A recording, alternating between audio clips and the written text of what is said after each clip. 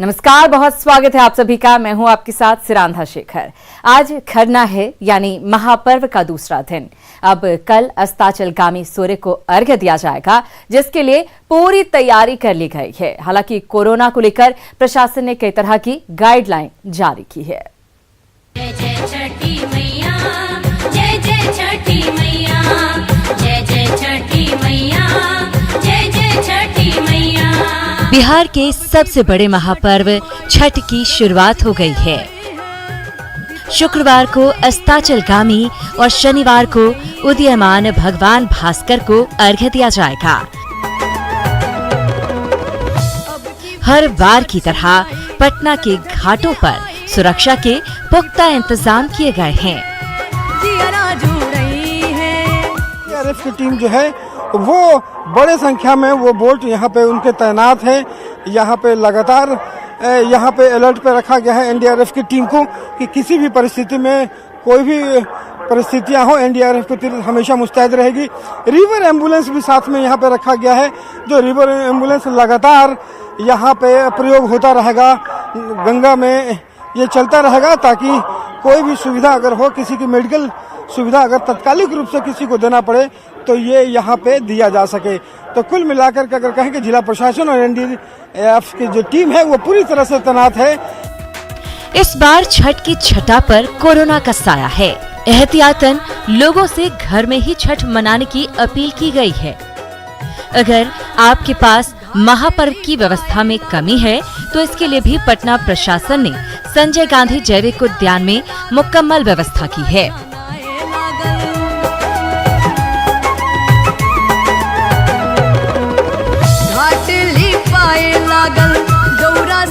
हमारे सामने आप देख पा रहे होंगे झील है ये, और झील में पूरे तरीके से सफाई की गई है और झील के कुछ हिस्सों को छोड़कर चारों ओर बांस और बल्ले से बैरिकेडिंग की गई है।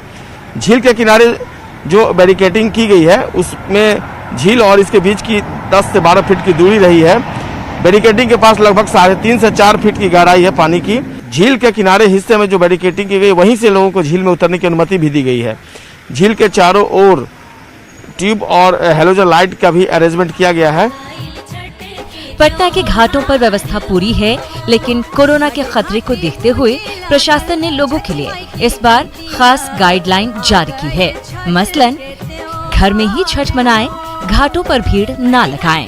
60 साल से ऊपर के बुजुर्ग और 10 साल से कम उम्र के बच्चे घाट पर न जाएं। अर्घ्य के दौरान नदी तालाब में डुबकी नहीं लगाएं। घाटों तक पहुंचने के लिए गाड़ियों का इस्तेमाल न करें।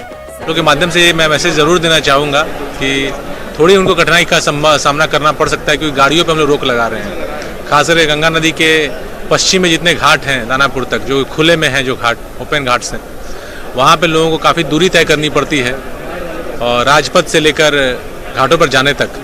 तो गाड़ियों से अगर वो आ रहे होंगे तो उनको कठिनाई होगी, क्योंकि हम लोग रोकेंगे उस गाड़ियों को। कोरोना को देखते हुए प्रशासन की पाबंदी के बाद लोगों ने अपने मोहल्लों में ही घाटों का निर्माण शुरू कर दिया है। जो छठ व्रती गंगा नदी नहीं जा पाएंगे वे अपने घरों या मोहल्ले के तालाबों में ही अर्घ्य देंगे।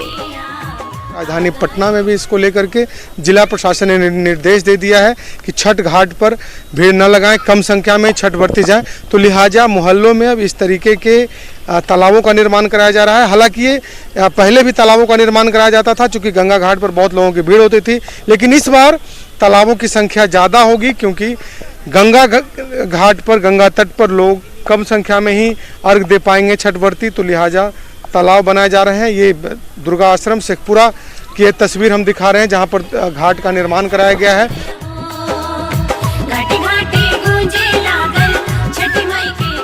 लोगों की आस्था को ध्यान में रखते हुए प्रशासन ने इस बार घर घर गंगाजल पहुंचाने की मुहिम शुरू की है, ताकि लोग पूरी आस्था के साथ महापर्व छठ मना सकें। हम सबका एक ही प्रयास है कि छठ व्रतियों को किसी प्रकार की समस्या नहीं हो, लेकिन कोविड संक्रमण को देखते हुए मैं फिर अपील करूंगा सभी लोगों से कि अपने घरों की छतों पर करें। हम लोगों ने गंगा जल पहुंचाने की व्यवस्था की। अगर किसी को आवश्यकता हो तो नगर निगम कंट्रोल रूम में फोन करके वहां भी टैंकर्स जा सकते हैं।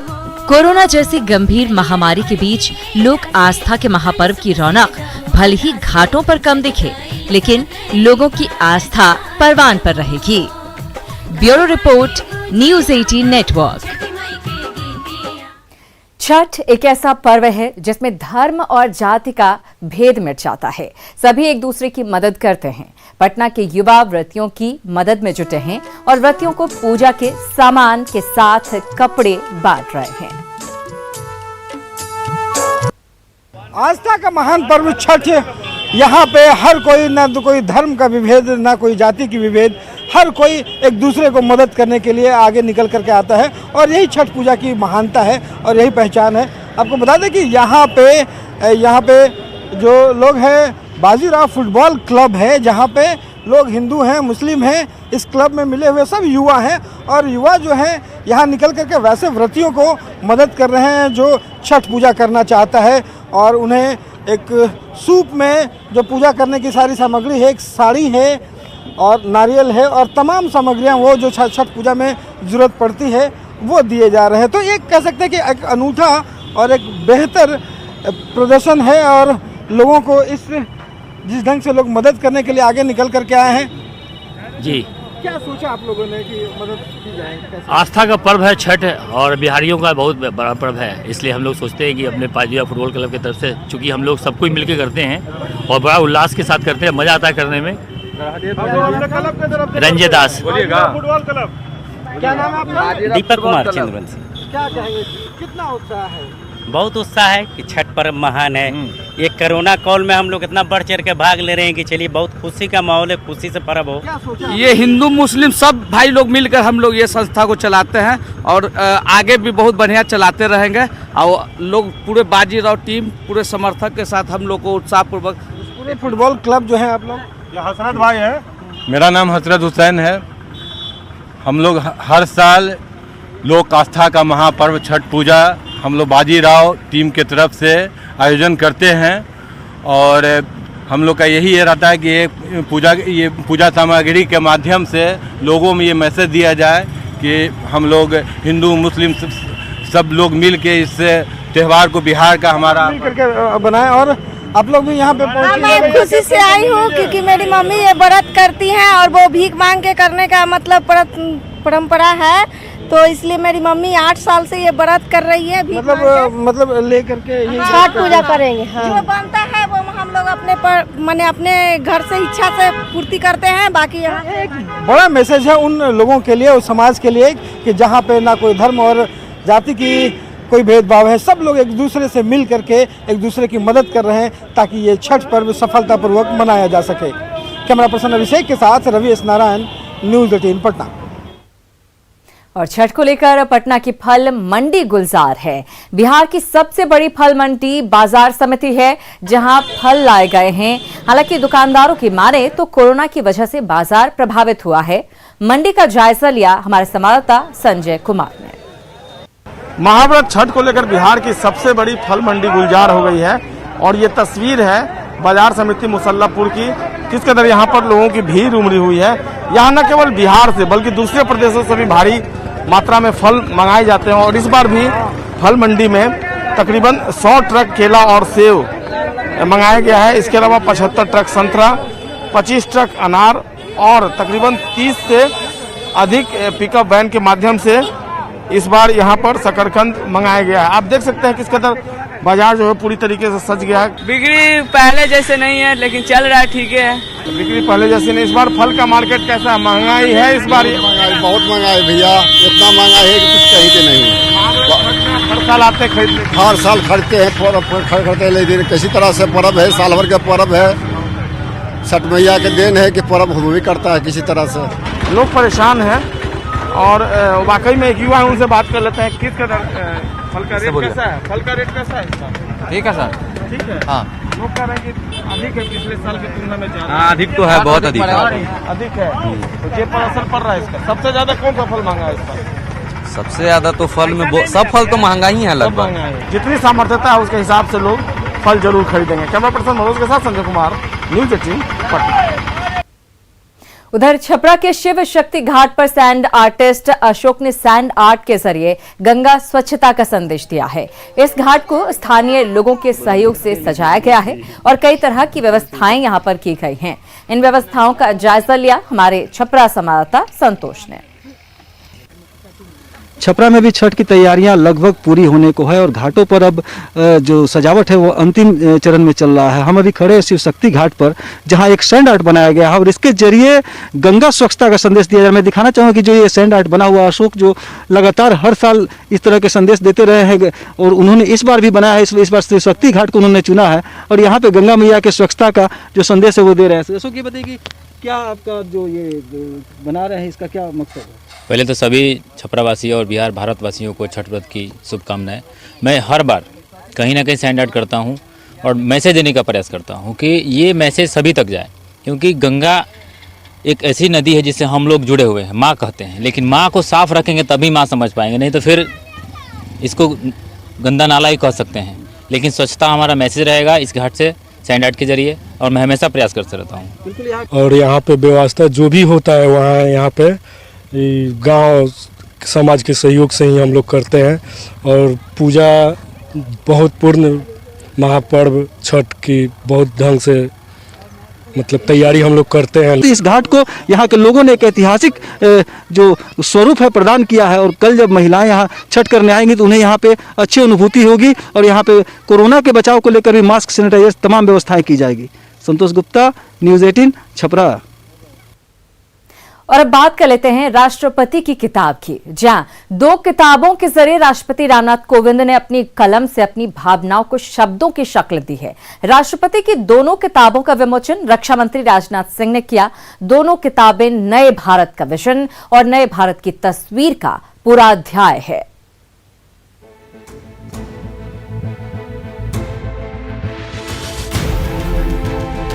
भारत के राष्ट्रपति रामनाथ कोविंद के विचार अब इन 2 पुस्तकों के जरिए देश और दुनिया जान सकेगी।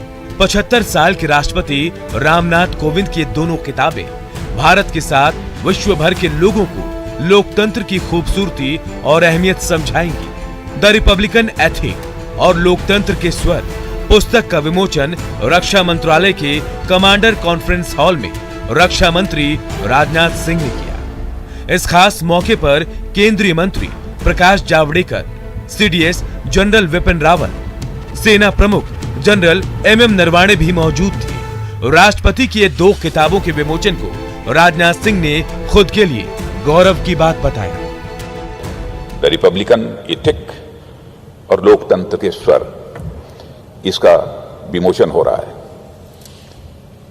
और राष्ट्रपति महोदय के भाषणों के संकलन की पुस्तक का विमोचन करना, यह सचमुच मैं स्वयं को बहुत ही गौरवान्वित महसूस कर रहा हूं। द रिपब्लिकन एथिक और लोकतंत्र के स्वर के विमोचन के बाद इनकी पहली प्रति भारत के सूचना एवं प्रसारण मंत्री प्रकाश जावड़ेकर ने राष्ट्रपति को सौंपी। इन दोनों किताबों में खास तौर पर राष्ट्रपति के कार्यकाल के तीसरे साल में दिए गए भाषणों का संकलन है, जो देश का विजन, आकांक्षाओं और नए भारत की तस्वीर है। 150वीं जयंती पर दिया गया भाषण हो और ये दोनों महापुरुषों की जयंतियों पर भी उनके भाषण को सुनने का मुझे अवसर प्राप्त हुआ है। इतना ही नहीं, इसके साथ साथ पाइका विद्रोह के महानायकों के संबंध में भी और भगवान बुद्ध के संबंध में भी उनके भाषण इस पुस्तक के एक संस्करण में देखने को मिलते हैं।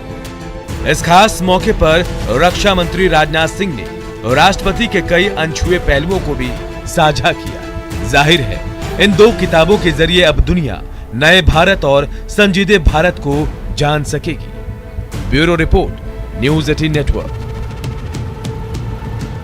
और अब खबर सियासी गलियारे से। पदभार संभालने के कुछ घंटे बाद ही मेवालाल चौधरी को शिक्षा मंत्री पद से इस्तीफा देना पड़ा। भर्ती घोटाले के आरोपी मेवालाल चौधरी से सीएम नीतीश ने इस्तीफा लिया। मेवालाल को मंत्री बनाए जाने के बाद विपक्ष लगातार सवाल उठा रहा था।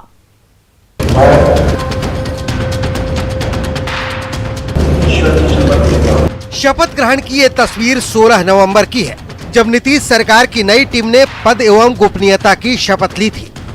शपथ ग्रहण के 20 घंटे के भीतर ही मंत्रियों के विभागों का बंटवारा भी हो गया था, जिसमें मेवालाल चौधरी को शिक्षा जैसा अहम विभाग दिया गया था। लेकिन शपथ ग्रहण के चंद घंटों में ही मेवालाल की पद और प्रतिष्ठा को ग्रहण लग गया और उन्हें पदभार संभालने के चंद घंटे बाद ही इस्तीफा सौंपना पड़ गया।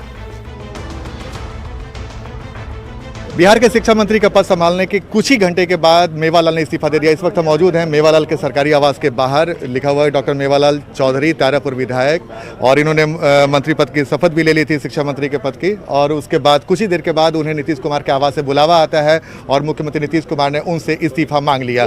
हम इस वक्त मौजूद हैं मेवालाल के आवास पे और हम आपको तस्वीर दिखा रहे हैं कि उनके आवास पे बिल्कुल सन्नाटा पसरा हुआ है।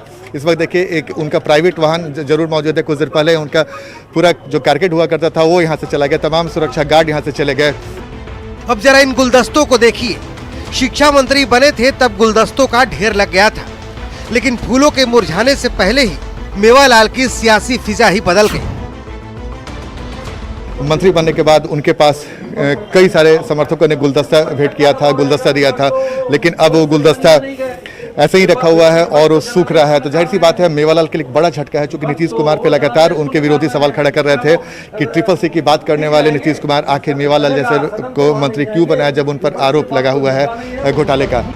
दरअसल बुधवार की शाम को मेवालाल ने सीएम नीतीश कुमार से मुलाकात की थी। तभी कयास लगाए जा रहे थे कि मेवालाल के खिलाफ नीतीश कुमार कुछ फैसला ले सकते हैं, लेकिन पदभार ग्रहण करने की खबर के बाद ऐसा लगा जैसे सब कुछ ठीक हो गया। लेकिन चंद घंटे में ही सब कुछ बदल गया। मेवालाल ने इस्तीफा दिया।